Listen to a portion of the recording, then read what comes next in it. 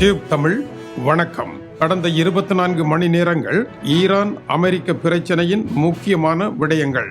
அமெரிக்க அதிபர் Donald Trump situation room என்று கூறப்படுகின்ற கடைசி நேர முடிவுகளை எடுக்கின்ற அறைக்குள் தன்னுடைய படைத்துறை அதிகாரிகளுடன் நடத்திய பேச்சு 2 மணி நேரங்கள் தொடர்ந்து இடம்பெற்றது. இதன் பின்னதாக ஈரான் விவகாரத்திலும் ஈரானினால் ஒப்படைக்கப்பட்டிருக்கின்ற ஒப்பந்தத்திலும் டொனால்ட் ட்ரம்ப் கையெழுத்து வைக்கலாமா இல்லையா என்பது குறித்து பலத்த குழப்பம் ஏற்பட்டதாகவும், சிச்சுவேஷன் ரூமிற்கு உள்ளே செல்வதற்கு முன்னதாக இறுதி முடிவை எடுக்கப் போகின்றோம் என்று கூறிய டொனால்ட் ட்ரம்ப் வெளியே வந்த பொழுது அந்த முடிவில்லாமல் வந்ததும் இதை எப்பொழுது முடிக்கப் போகின்றோம் என்பதற்கான விடையும் சொல்ல முடியாத நிலையில் இருந்ததை AFP செய்தி ஸ்தாபனம் ட்ரைடர் என்பன உறுதி செய்திருக்கின்றன. இதை அமெரிக்காவினுடைய நியூயார்க் டைம்ஸ் வெளியீடு செய்திருக்கின்றது. அப்படியானால் என்னதான் செய்ய போகின்றார், இந்த ஒப்பந்தம் வரப்போகின்றது என்று டென்மார்க்கினுடைய பிரபல செய்தியாளர் கிறிஸ்டியான் மௌரிட்சன் கூறுகின்றார். ஆனால் இதில் பல சிக்கல்கள் இருப்பதாக கூறுகின்றார்.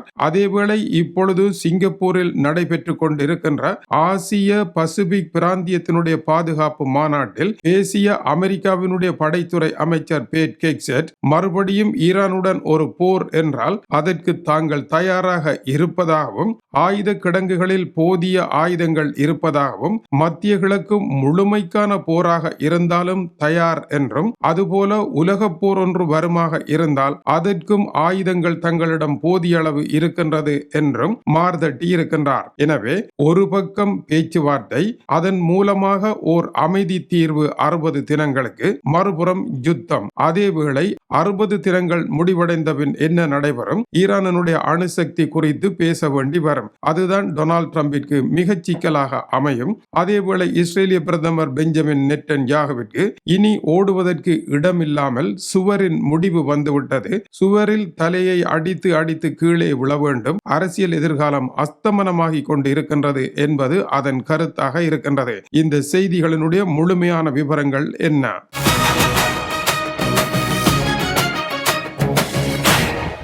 டென்மார்க்கினுடைய பிரபல செய்தியாளர் கிறிஸ்டியான் மௌரிட்சனுடைய இன்றைய காலை ஆய்வுகளின்படி அமெரிக்காவினுடைய பிரபலமான ஊடகங்களில் வந்திருக்கும் செய்திகளை அடியொற்றி அவர் தகவல் தருகின்ற பொழுது, தற்போதைய சூழ்நிலையில் 60 நாட்களை கொண்ட ஒரு யுத்த நிறுத்தம் வருவதற்கான வாய்ப்புகள் சாத்தியமாக இருக்கின்றன என்று கூறுகின்றார். இரண்டாவதாக, இது யுத்த நிறுத்தம் அல்ல, இது ஒரு பொருளாதார உடன்படிக்கையாகவே இருக்கின்றது. எனவே யுத்தத்திற்கும் இதற்கும் சம்பந்தம் இருப்பதாக தெரியவில்லை. ஹோர்முஸ் நீரிணையை ஈரான் திறப்பதற்கான சூழ்நிலை வரலாம். மூன்றாவதாக, ஈரானுடைய ஆயில் ஏற்றுமதி சுழுவாக நடப்பதற்கான வழிகள் திறக்கலாம். நான்காவதாக, அணுசக்தி திட்ட பேச்சானது இந்த 60 தினங்களுக்கு பின்னரே ஆரம்பிக்கப்படலாம் என்பது ஒரு விடயம். இரண்டாவது பெரிய விடயம், 60 தினங்கள் சென்ற பின்னர் வருகின்ற அணுசக்தி பேச்சே டொனால்ட் ட்ரம்பிற்கு பெரும் சவாலாக அமைய போகின்றது. ஏனென்றால் 2015 ஆண்டு முன்னாள் அமெரிக்க அதிபர் பராக் ஒபாமா செய்த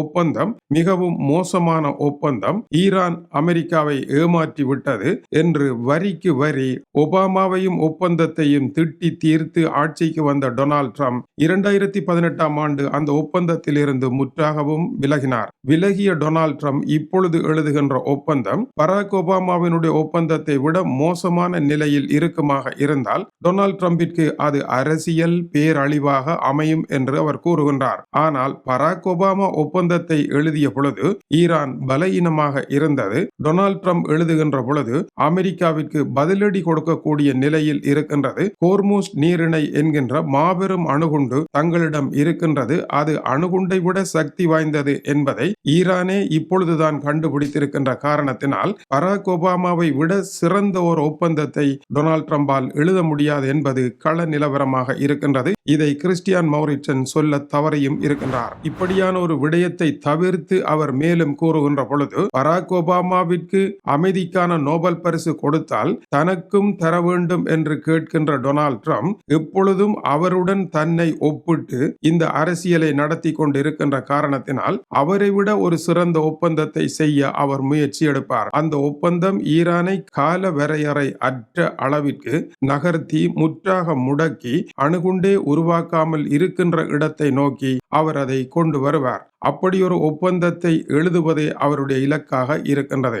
இந்த ஒப்பந்தத்தை எழுதப் போகின்றார்கள் என்றால் அது இஸ்ரேலினுடைய வீழ்ச்சியாகவே அமையும். இஸ்ரேலிய பிரதமரை பொறுத்த வரையில் நடைபெற்று முடிந்த போரானது ஈரானை முற்றாக முடக்கி அவர்களை சரணடைய செய்து ஈரானினுடைய ஆட்சியே இல்லாமல் போகின்றதுதான் அவருடைய கனவாக இருந்தது. அதற்காகவே அவர் காசாவில் பெரும் போரை நடத்தி ஈரான் மீது பெரும் போரை நடத்தி இதுவரை பட்ட பாடெல்லாம் எந்த பயனும் இல்லாமல் விழலுக்கு இறைத்த நீராக மாறப்போகின்றது என்பதனால் அவரால் சுவரில் தலையை முட்டுவதை தவிர வேறு வழியில்லாத நிலை இருக்கின்றது. ஈரான் அடிபணிய வேண்டும். இதற்கு மேல் பெஞ்சமின் நெட்டன்யாகுவிடம் ஒரு திட்டம் இல்லை.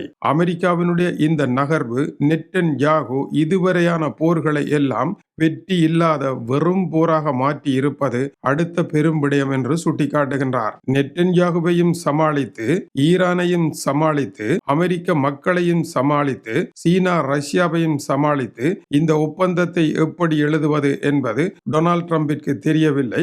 அவ்வளவு தூரம் ஒரு பெரிய யுனிக்கான ஒரு தலைவரும் அவர் இல்லாத காரணத்தினால் அவரால் கூட்டத்தை தான் கூட முடிகின்றதே அல்லாமல் ஒரு முடிவை எடுக்க முடியாமல் இருப்பதற்கான காரணம் அரசியல் பின்புலம் இல்லாமலே. இந்த நிலையில் சிங்கப்பூரில் இப்பொழுது நடைபெற்றுக் கொண்டிருக்கின்ற ஆசிய பாதுகாப்பு மாநாட்டில் பேசிய அமெரிக்காவினுடைய படைத்துறை அமைச்சர் பேட் ஹெக்செட் அமெரிக்காவுடன் போதிய ஆயுதங்கள் இருக்கின்றது, ஆயுதங்கள் முடிந்துவிட்டது, அதனால் அமெரிக்கா சமாதானத்தை நாடுகின்றது என்று கனவு காண வேண்டாம். மத்திய கிழக்கு போர் முழுவதையும் சந்திக்கக்கூடிய ஆயுத பலமும் ஆயுத களஞ்சியங்கள் முழுவதும் ஆயுதம் நிறைந்தே கிடக்கின்றது, கவலையே இல்லை என்று கூறியிருக்கின்றார். அது தவிர உலகளாவிய ஒரு போர் வருமாக இருந்தால் அதற்கும் தாம் தயாராக இருக்கின்றோம் என்று கூறியிருக்கின்றார்.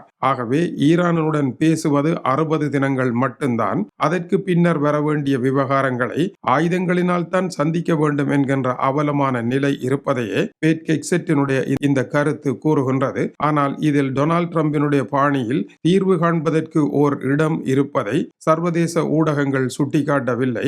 எப்படி 2015ஆம் ஆண்டு எழுதப்பட்ட ஒப்பந்தத்தில் இருந்து டொனால்ட் ட்ரம்ப் தலைதறிக்க ஓடினாரோ, எப்படி 1987ஆம் ஆண்டு எழுதப்பட்ட சோவியத் ரஷ்யா அமெரிக்கா இடையேயான ஒப்பந்தத்தில் இருந்து ரஷ்ய அதிபர் வெளியேறி சென்றாரோ, அதுபோல வெளியேறி செல்லக்கூடியதாக ஓர் ஒப்பந்தத்தை எழுதி இப்பொழுது இருவருக்கும் சாதகமான விடயங்களை உலகிற்கு சொல்லி போலியான ஒப்பந்தத்தை எழுதுவதற்கு இந்த இருவரும் தகுதியானவர்களாகவே இருப்பதனால் அப்படியோர் ஒப்பந்தத்தை இவர்கள் எட்டி தொடுவதற்கான வாய்ப்புகள் இருப்பதையும் மறுப்பதற்கு இல்லை.